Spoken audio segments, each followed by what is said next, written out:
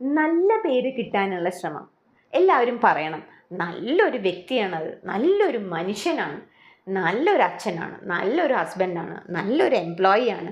ഇങ്ങനെ നമ്മളെ പറ്റി മറ്റുള്ളവർ നല്ലത് എന്ന് പറയാനുള്ള ഓട്ടത്തിൽ നമ്മൾ ചെന്നുപെട്ടു എന്ന് വിചാരിക്കൂ. ഇന്ന് ഓർക്കണം, അത് ചില സമയത്ത് അത് ഭാവിയിലേക്ക് നീങ്ങുമ്പോൾ അത് നമുക്ക് തന്നെ വിഷമമുള്ള സാഹചര്യങ്ങളിൽ നമ്മൾ കൊണ്ടുപോയി എത്തിക്കും. നമ്മളൊന്ന് നോക്കി നോക്കൂ, നമ്മുടെ ഓഫീസിൽ നമ്മളെ പറ്റിയിട്ട് എല്ലാവരും നല്ലത് പറയണം എന്ന് വിചാരിക്കുകയാണ്. അങ്ങനെയാണ് നമ്മുടെ ഒരു ആഗ്രഹം. നമ്മൾ ഒരുപാട് വർക്ക് ചെയ്യേണ്ടി വരും. നമ്മുടെ എംപ്ലോയർ നമ്മളെ എക്സ്പെക്റ്റ് ചെയ്യുന്ന ഒരു വർക്കുണ്ട്, അതിനേക്കാൾ കൂടുതൽ ചെയ്താൽ മാത്രമാണ് ആ എംപ്ലോയർ നമ്മളെ എന്ത് പറയുള്ളൂ, നന്നായി വർക്ക് ചെയ്യുന്ന ആള് എന്ന് അവരുടെ, കാരണം അതൊക്കെ വളരെ റെയർ ആയിട്ടേ അവർ പറയുള്ളൂ. ഇനി നമ്മുടെ കൊളീഗ്സ് നമ്മളെ നന്നാവണം, നല്ലതാണെന്ന് പറയണമെന്നുണ്ടെങ്കിൽ എന്തുണ്ടാവണം? നമ്മൾ ഒരുപാട് സംസാരിച്ചിരുന്നാൽ സമ്മതിക്കൂ? ഇല്ല. നമ്മൾ അവരുടെ വർക്കിൽ ഒന്ന് ഈസാക്കി കൊടുക്കേണ്ടി വരും. നമ്മളത് കുറച്ചൊക്കെ ചെയ്തു കൊടുക്കേണ്ടി വരും, അല്ലെങ്കിൽ അവർക്ക് പറഞ്ഞു കൊടുക്കേണ്ടി വരും. അവരെ ചില സമയത്ത് അങ്ങനെ അവരെ ഹെൽപ്പ് ചെയ്താൽ, വർക്കിൽ ഹെൽപ്പ് ചെയ്താൽ മാത്രമാണ് അവർ നമ്മളെ എന്തേ പറയുള്ളൂ, നല്ലത് എന്ന് പറയുന്നുള്ളൂ.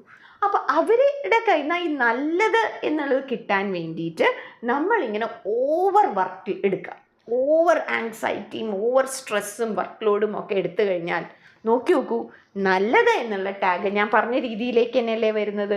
നല്ലത് എന്ന് മറ്റുള്ളവർ പറയാൻ വേണ്ടിയിട്ട് നമ്മൾ തന്നെ ഇല്ലാണ്ടാവുക, അങ്ങനെ സ്ട്രെസ് എടുത്ത് ഇല്ലാതാവുന്നൊരു സിറ്റുവേഷൻ കാണാം. ഇനി വീട്ടിലേക്ക് വന്നോളൂ.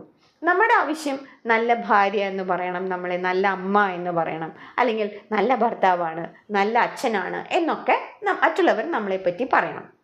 നല്ല മകനാണ്, നല്ല മകളാണ് എന്നൊക്കെ മറ്റുള്ളവർ നമ്മളെപ്പറ്റി പറയണം. ഇതിനുള്ള നെട്ടോട്ടം ഓടുമ്പോൾ നോക്കി നോക്കൂ, എന്താണ് ചെയ്യേണ്ടി വരുന്ന കാര്യങ്ങൾ എന്തൊക്കെയാണ്. ഇപ്പോൾ ഒരു ഷോപ്പിങ്ങിന് കൊണ്ടുപോയി, വൈഫിനെയും കുട്ടികളെയും കൊണ്ടുപോയി എന്ന് വിചാരിച്ചോളൂ. ആ വൈഫ് അവിടെ ഒരു സാരി കാണുകയാണ്, വളരെ എക്സ്പെൻസീവാണ്, ഇവരെ കൊണ്ട് എഫേർഡ് ചെയ്യാൻ പറ്റുന്ന ഒരു ഇതിലല്ല, സാരിയല്ല. പക്ഷെ പറയാണ്, ക്രെഡിറ്റ് കാർഡ് ഉണ്ട് കയ്യിൽ, ചിലപ്പോൾ ക്രെഡിറ്റ് കാർഡ് ഉണ്ടാവും. അതല്ലാന്നുണ്ടെന്നുണ്ടെങ്കിൽ വൈഫ് പറയാണ്, ഇനി എനിക്ക് കുറേ കാലത്തേക്ക് സാരി ഒന്നും വേണ്ട, ഈ സാരി വാങ്ങിച്ചു തന്നാൽ മതി എന്ന് പറയണം. ഇത് കുട്ടികൾ കേൾക്കുന്നുണ്ട് കേട്ടോ. ഇദ്ദേഹം എന്ത് ചെയ്യുന്നു, നല്ല ഭർത്താവാനുള്ള ശ്രമത്തിൻ്റെ ഇടയിൽ ഇത് വാങ്ങിച്ചു കൊടുക്കുന്നു, ക്രെഡിറ്റ് കാർഡ് ഉപയോഗിക്കുന്നു. ഇനി അടുത്ത ഫ്ലോറിൽ, കിഡ്സ് ഫ്ലോറിൽ പോയി കഴിഞ്ഞാൽ കുട്ടികളുടെ ആവശ്യം അമ്മയ്ക്ക് ചെയ്തു കൊടുത്തു, ശരിയാണ്. അതേപോലെ തന്നെ നല്ല അച്ഛനാണ്. കുട്ടികൾ നാളെ സ്കൂളിലൊക്കെ പോയി പറയണം, എൻ്റെ അച്ഛൻ എന്ത് ചോദിച്ചാലും വാങ്ങിത്തരും, എന്നോട് ഇന്ന് വരെ നോ എന്ന് പറഞ്ഞിട്ടില്ല, എൻ്റെ അച്ഛൻ നല്ല അച്ഛനാണ് എന്ന് ആ കുട്ടികളോട് പറയണം എന്നാഗ്രഹിച്ചിട്ട് ഈ മനുഷ്യൻ എന്ത് ചെയ്യാണ്, അങ്ങേരെ കൊണ്ട് താങ്ങാൻ പറ്റാത്ത രീതിയിലേക്ക് ഒരു ഷോപ്പിംഗ് എക്സ്പെൻഡിച്ചർ കൊണ്ടുപോവാണ് വെച്ചോളൂ. അപ്പോൾ ഇവിടെയും ആര് തന്നെയാണ് സ്ട്രെസ്ഡ്. ഇത് 2-3 മാസത്തേക്ക് ഈ നല്ലത് നമുക്ക് പറയിപ്പിക്കാൻ പറ്റും. 2 മാസം കഴിഞ്ഞു കഴിഞ്ഞാൽ ഫൈനാൻഷ്യലി ഭയങ്കര ഡൗൺ ആവുന്നു. അതിൻ്റെ പലിശയും ഒക്കെ അടയ്ക്കാൻ നമുക്ക് കിട്ടുന്നതിനേക്കാൾ വരവിനേക്കാൾ കൂടുതൽ ചിലവൊക്കെ കയറി പോകുമ്പോൾ പെട്ടെന്ന് ഇതിനൊന്നും നിമിഷം പോലും വേണ്ട, ഇവർ പെട്ടെന്ന് ഈ നല്ലത് എന്ന് പറഞ്ഞാൽ ഈ ആൾക്കാർ തന്നെ ഇതെന്താണെങ്കിൽ അന്ന് എന്തിനങ്ങനെ ചെയ്തന്നത്, ഇതൊക്കെ ആലോചിക്കായിരുന്നില്ലേ എന്ന് പറഞ്ഞ് പെട്ടെന്ന് എന്ത് ചെയ്യും, മാറ്റും. അപ്പോൾ നമ്മൾ ആലോചിക്കേണ്ടത്, ഇനി പേരൻസിൻ്റെ അടുത്ത്, നമ്മളുടെ കസിൻസ് പേരൻസ് ഒക്കെ എടുത്തോളൂ, അല്ലെങ്കിൽ നമ്മുടെ ബ്രദേഴ്സ് ആൻഡ് സിസ്റ്റേഴ്സ്. നമ്മുടെ ബ്രദറിന് ഇങ്ങനെ കടം കൊടുത്തുകൊണ്ടേ ഇരിക്കുകയാണ്, അവൻ്റെ ആവശ്യങ്ങൾ വരുന്നു, അല്ലെങ്കിൽ നമ്മുടെ പെങ്ങൾക്ക് നമ്മളിങ്ങനെ കടം കൊടുത്തുകൊണ്ടേ ഇരിക്കുകയാണ്.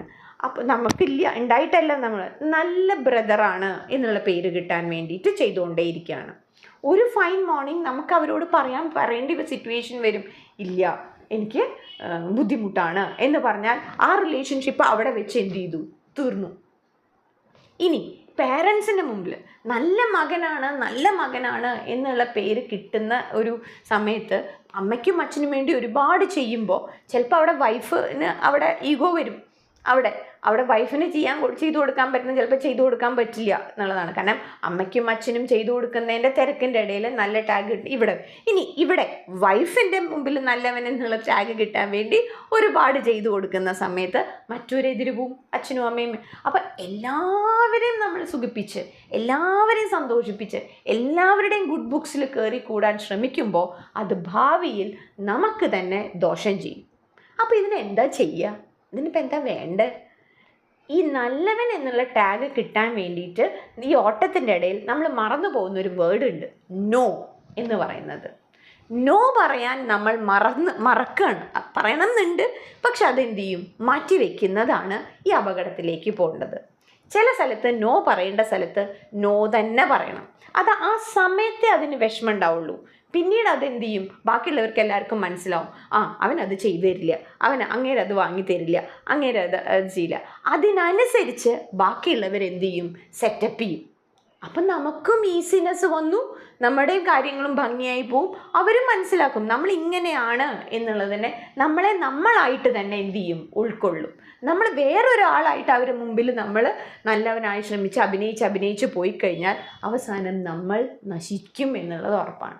ഇവിടെയാണ് എനിക്ക് APJ അബ്ദുൽ കലാം സാറിൻ്റെ ഒരു കോട്ടുണ്ട്. എനിക്ക് ഇഷ്ടമുള്ള ഒരു ചെടിയെ ഒരുപാട് നനച്ച് ഞാൻ അതിനെ കേടുവരുത്തി എന്ന ഒരു കോട്ട് എനിക്ക് ഓർമ്മ വന്നത്. കാരണം നമ്മൾ നല്ലവനാവാൻ ശ്രമിക്കുന്ന ഇടയിൽ ഞാൻ എല്ലാവർക്കും നന്നായി ദാനം ചെയ്യും, ഞാൻ എല്ലാവർക്കും ചോദിച്ചതൊക്കെ കൊടുക്കും. നമ്മളിങ്ങനെ ചെയ്ത് ശരിക്കും നന്നായി പോകേണ്ട ഒരു ചെടിയാണ്. അതിനെ വെറുതെ വിട്ടാൽ മതി, ഇത്രയൊന്നും പാമ്പർ ചെയ്യേണ്ട ആവശ്യം ഉണ്ടായിരുന്നില്ല. ആ ചെടിക്ക് ഓവറായിട്ട് വെള്ളം ഒഴിച്ചു കൊടുത്തും ഓവറായി ചെയ്തു കൊടുത്തും ആ ചെടിയും നശിച്ചു, നമ്മൾക്കും വിഷമമുണ്ടായി. ആ ചെടി നശിച്ചു പോകുമ്പോൾ നമുക്കും വിഷമം വന്നില്ലേ? അപ്പോൾ മനസ്സിലാക്കുക, എല്ലാവരുടെയും ഗുഡ് ബുക്സിൽ കയറാൻ വേണ്ടിയിട്ട് എല്ലാം കോംപ്രമൈസ് ചെയ്തിട്ട് ചെയ്യേണ്ട ആവശ്യമൊന്നുമില്ല. വിവേകം ഉപയോഗിക്കണം, വിവേകത്തോട് കൂടിയിട്ടുള്ള നന്മ, ഇതാണ് അവിടെ ശ്രദ്ധിക്കേണ്ടത്. നമ്മൾ എവിടെയാണ് ബൗണ്ടറി വരയ്ക്കേണ്ടത്? നന്മയ്ക്കും നമ്മൾ എന്ത് വരയ്ക്കണം? ബൗണ്ടറി വരയ്ക്കണം. നല്ലവനും നമ്മൾ എന്ത് വരയ്ക്കണം? ബൗണ്ടറി വരയ്ക്കണം.